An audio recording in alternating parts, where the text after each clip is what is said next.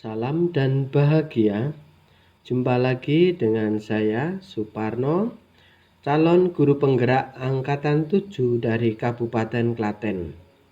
Tugas kali ini menyampaikan koneksi antar materi modul 1.2.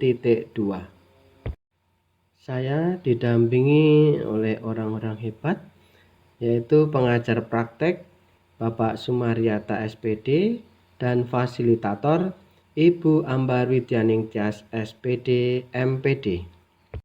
Model refleksi yang saya terapkan adalah 4P. Yang pertama, peristiwa. Kedua, perasaan. Yang ketiga, pembelajaran. Dan keempat, penerapan. Peristiwa yang saya alami, momen peristiwa yang mencerahkan bagi saya adalah setelah berdinamika mempelajari modul 1.1 tentang filosofis pemikiran Ki Hajar Dewantara, mengajarkan banyak hal untuk pendidik dalam mengayomi dan berpusat pada siswa dalam pembelajaran, serta menjadi pelayan bagi siswa. Lalu mempelajari modul 1.2 nilai dan peran guru penggerak, saya semakin menambah ilmu dan pengetahuan. Sangat bergayung sambut keduanya. Pendidik semakin diarahkan ke suatu titik yang lebih berfokus dalam gerak nyata. Setiap nilai yang dipelajari saling berkaitan dan menuju keberpihakan peserta didik.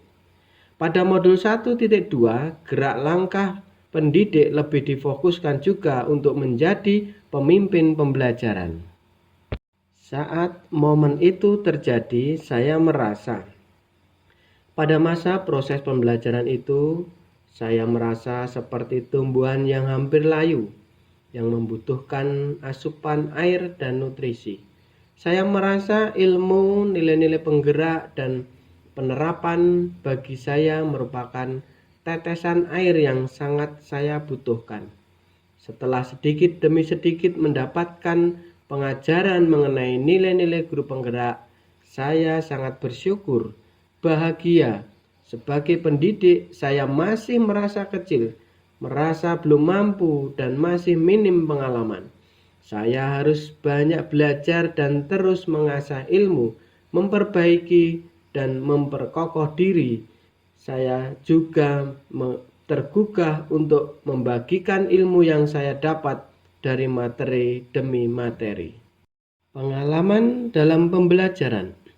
Sebelum momen itu terjadi, saya berpikir bahwa pendidik itu hanya mengajarkan apa yang ada pada buku paket dan lembar kerja siswa. Menuntut supaya siswa bisa mengerjakan soal, mendapat nilai yang bagus, tepat waktu, dan tidak aneh-aneh. Pembelajaran sesuai dengan kemampuan guru, berpusat pada guru. Siswa mengikuti segala yang diperintahkan guru. Di dalam kelas juga harus tenang, tidak boleh melakukan sesuatu sebelum diperintah guru. Namun, sekarang saya berpikir bahwa apa yang saya lakukan itu sangat tidak tepat.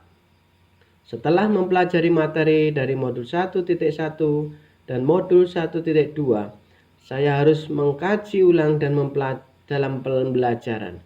Saya harus mulai merubah kebiasaan saya yang tidak tepat, memperdalam materi yang berpedoman pada kurikulum merdeka, pembelajaran yang berpusat pada siswa, sadar bahwa pendidik merupakan pelayan bagi siswa, menuntun mereka menuju pencapaian kebahagiaan yang setinggi-tingginya, menjadi pemimpin pembelajaran yang berpihak pada murid, menjadi coach pada teman sejawat, menularkan apa yang kita dapat, mendorong kolaborasi dengan insan pendidik, dan menggerakkan komunitas praktisi di wilayah saya. Dalam penerapan, rencana pengembangan diri yang akan saya lakukan mulai dari sekarang adalah 1. Penerapan nilai berpihak pada murid. Yang kedua, nilai mandiri. Yang ketiga, nilai reflektif. Yang keempat, nilai kolaboratif. Dan kelima, nilai inovatif. Penerapan nilai yang berpihak pada murid.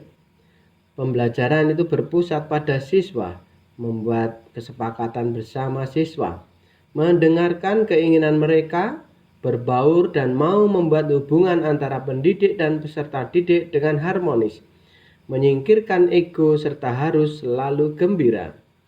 Sebagai pendidik, berarti kita harus siap menjadi pelayan, menghamba pada peserta didik, melayani apa yang menjadi kebutuhan pendidikan mereka, supaya peserta didik juga terinspirasi dengan apa yang kita lakukan. Penerapan nilai mandiri, praktek baik yang saya lakukan yang berkaitan dengan dasar yang berhubungan dengan kodrat alam dan kodrat zaman.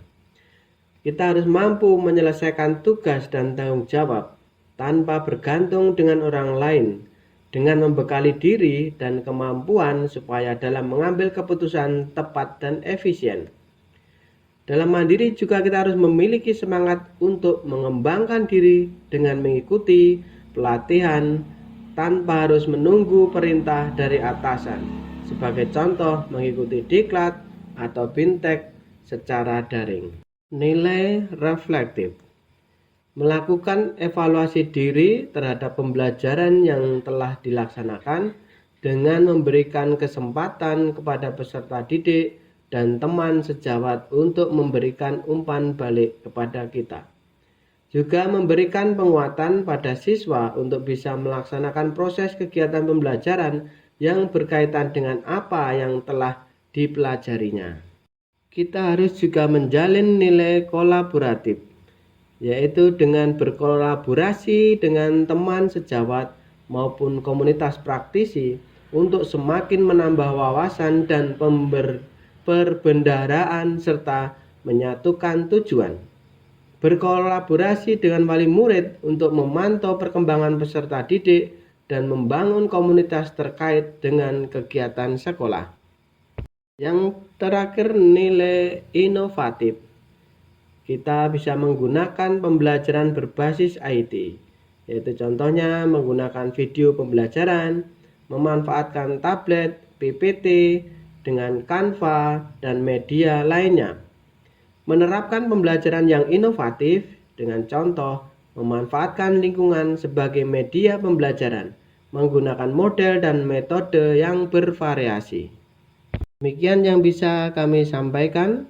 Saya ucapkan terima kasih. Semoga bermanfaat.